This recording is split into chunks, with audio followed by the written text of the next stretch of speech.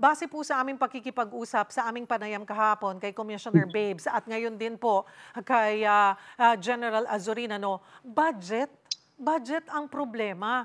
Nakakarating po ba ito sa palasyo na lahat po sila ay nag-aabono out of pocket po at hinihintay pa rin ang budget para maibalik yung kanilang mga nailalabas po na pera?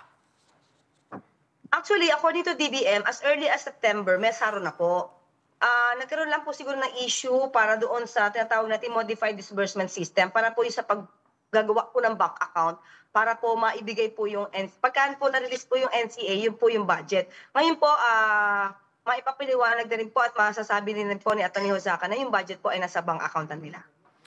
Okay. Kasi kinlaro naman po ni Commissioner Babes na because it's a new agency, may mga kailangang papeles na pagdaanan, they need to create new bank accounts, and then the signatories. So masasabi po natin yung si Claire na planchado na yan at marirelease ba talaga or mababalik na yung mga inabono nila ngayong buwan ng Disyembre bago matapos ang taon?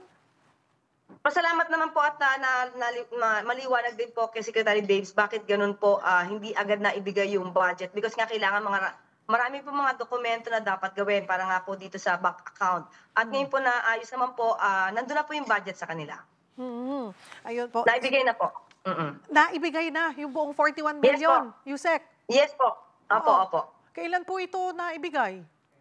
Ito pong December, matapos po maayos yung mga MDS. So maibabalik na po.